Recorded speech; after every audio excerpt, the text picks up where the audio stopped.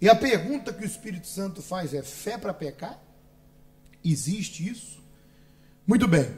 O versículo inicial diz assim: estais, pois, firmes na liberdade com que Cristo os libertou, e não torneis a colocar-vos debaixo do jugo da servidão.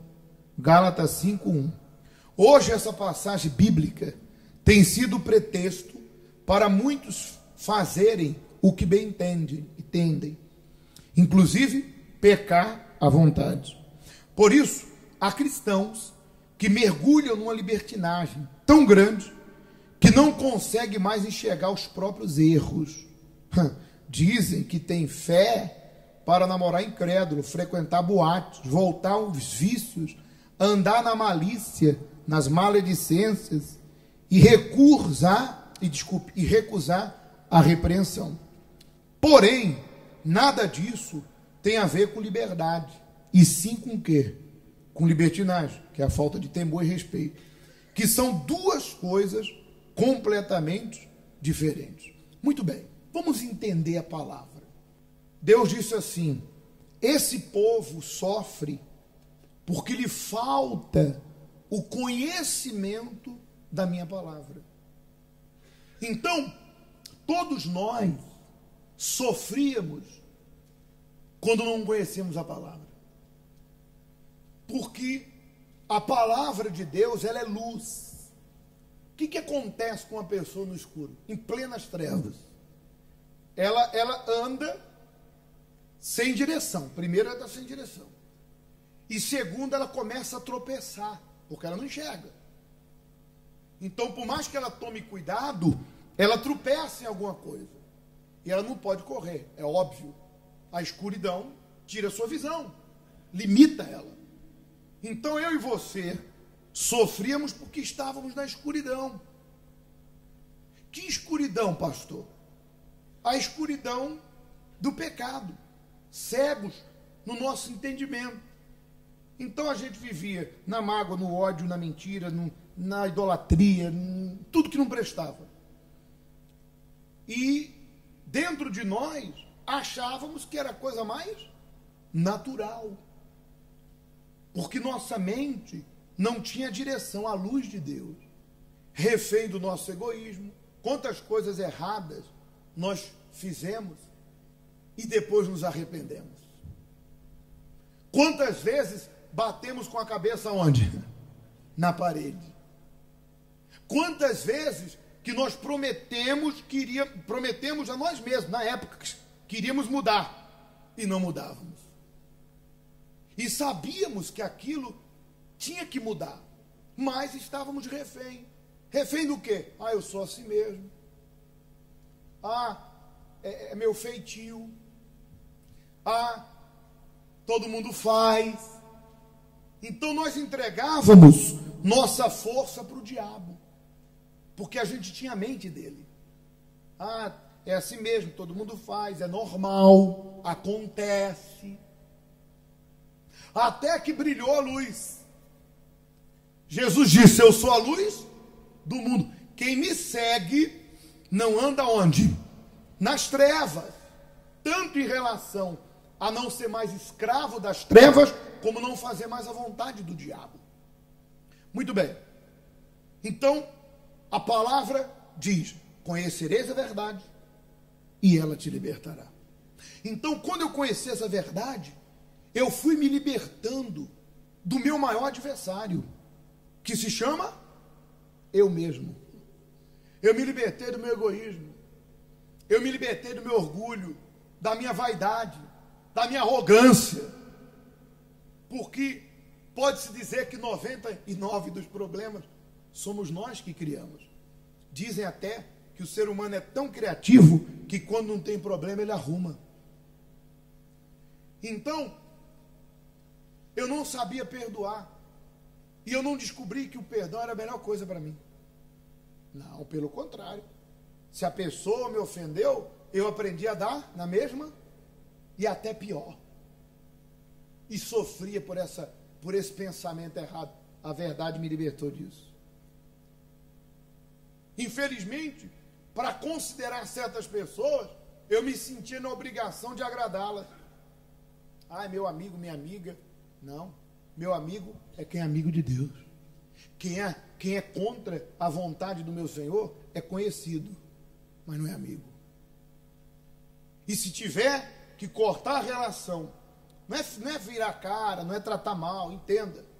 Nós não hostilizamos ninguém, mas nós temos que ser prudentes.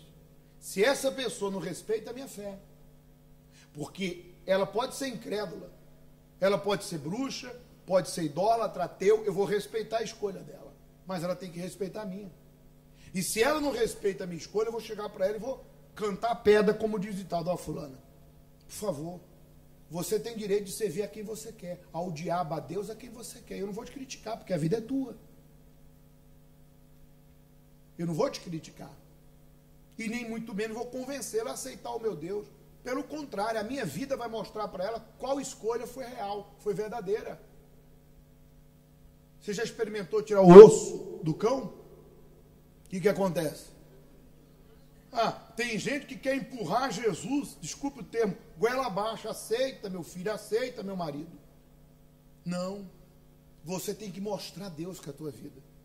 E aquela pessoa vai dizer, poxa, realmente eu critico meu irmão, minha irmã, meu pai, minha mãe, meu marido, meu filho, mas olha só, ele vive sempre de alto, tem lutas, mas sempre está feliz, tem alguma coisa diferente nele, bem disposto, está vencendo.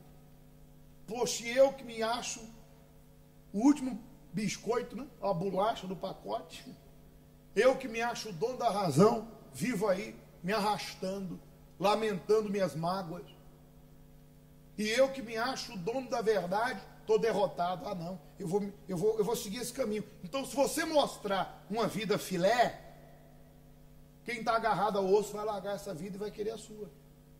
Mas não adianta você querer convencer com palavras. Então, se alguém é contra a minha fé, eu digo, olha, eu respeito a sua, você respeita a minha.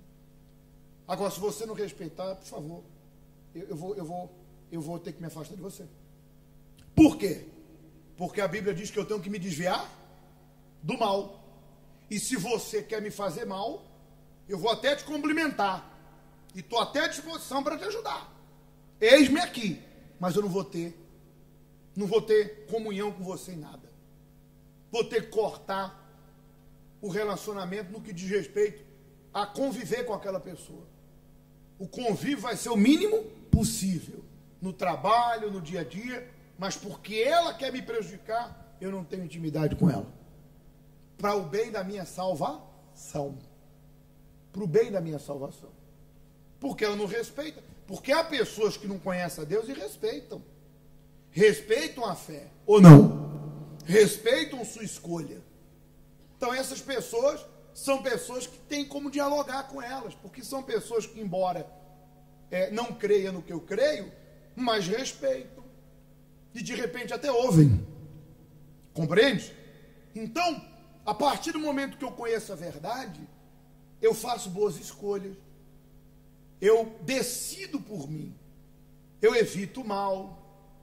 Então, aquela vontade de Deus não me aprisiona. Ela me blinda, é diferente.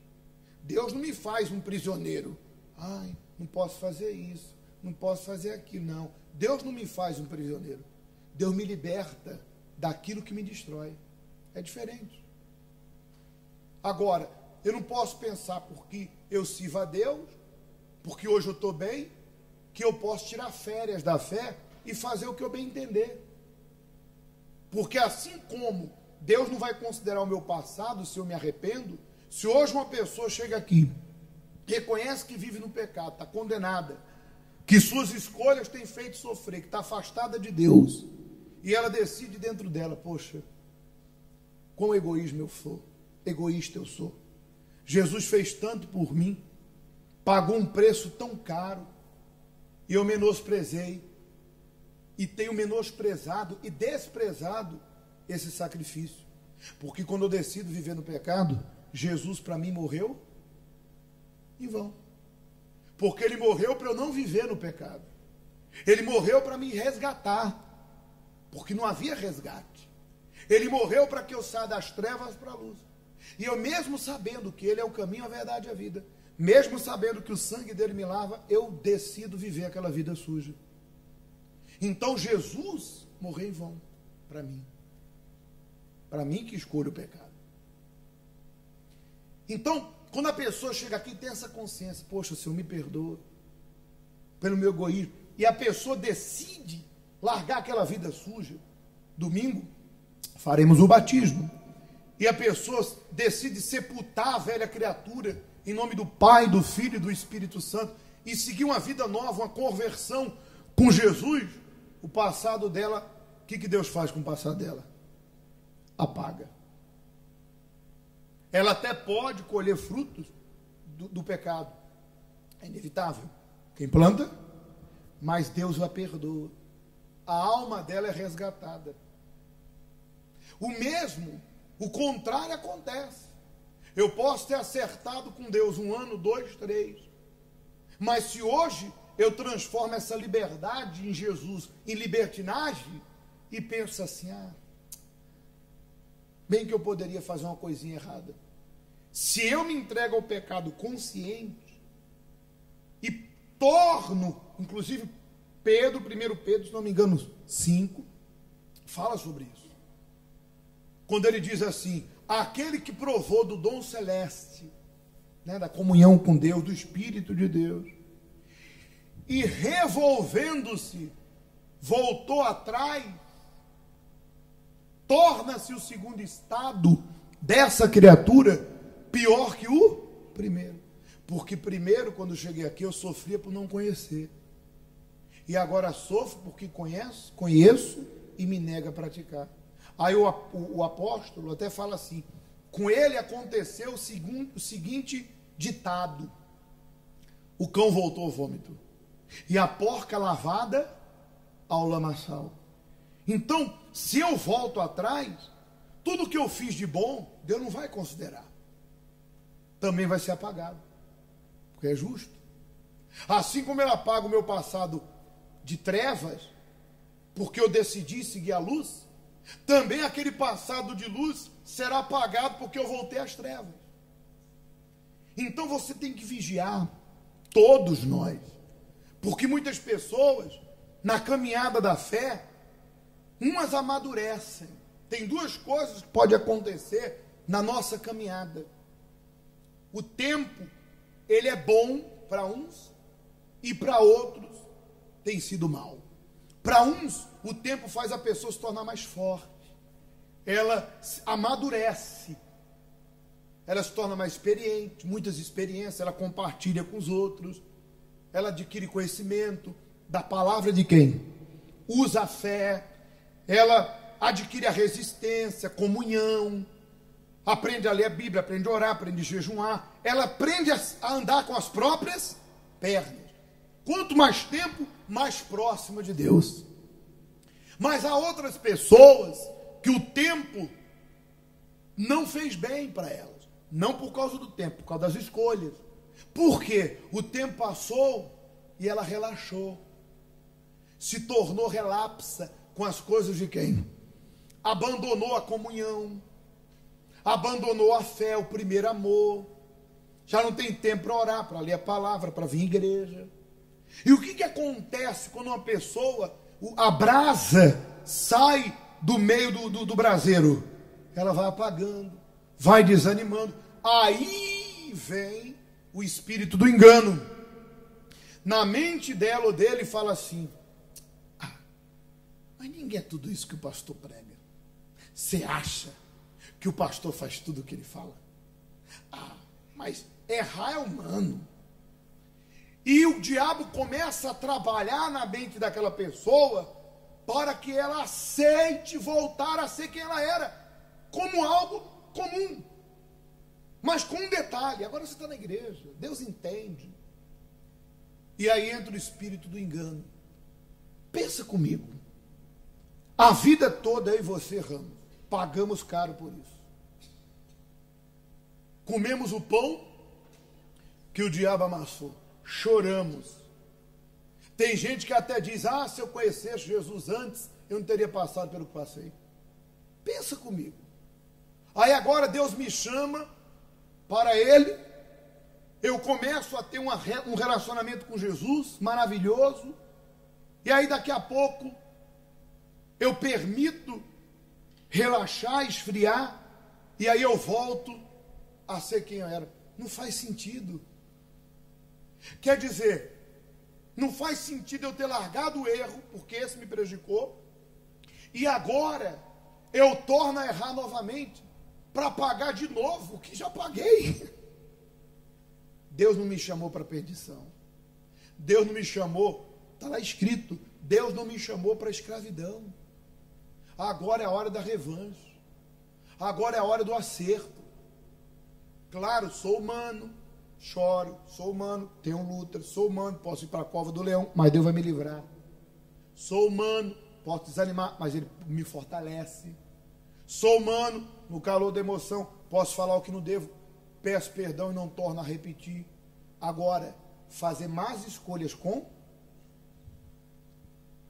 não é falha, é você decidir voltar atrás. Então, o fato de eu servir a Deus não me dá o direito de vez em quando visitar a casa do diabo, a mesa do diabo.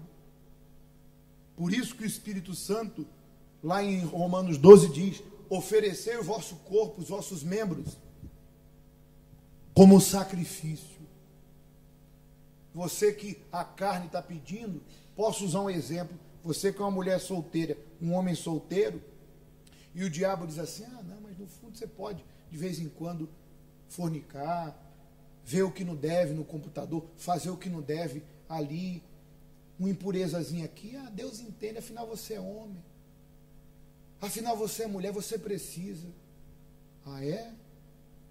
E onde é que está escrito? Onde é que fica aquela palavra que diz que Deus supre em nós todas as nossas necessidades?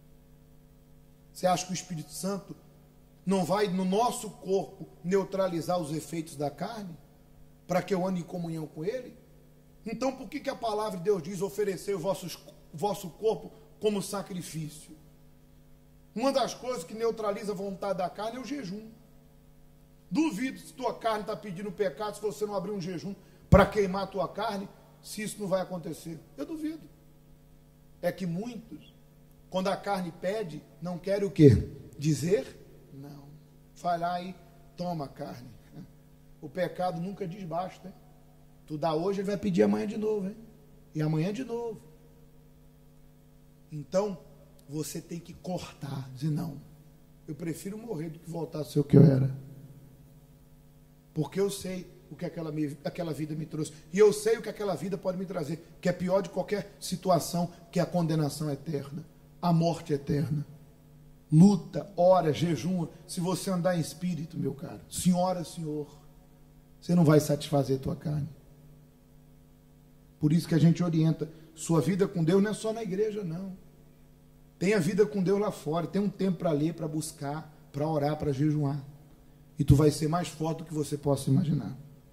Vamos continuar. Para concluir, a liberdade a que Cristo nos chamou tem como norma o respeito à sua palavra, o temor ao seu nome e a submissão aos seus princípios que ele estabeleceu. Quando entendemos isso, somos capazes de renunciar até mesmo àquilo que não é pecaminoso, só para não escandalizarmos ninguém. Há coisas que somos livres para praticar, mas, em nome do zelo, pela nossa salvação e pela salvação do outro, nós recusamos a fazer, porque não queremos que essa liberdade se torne desenfreada para a carne e um empecilho ao desenvolvimento da fé. Nós nos privamos até do que é lícito, como está escrito: todas as coisas me são o quê?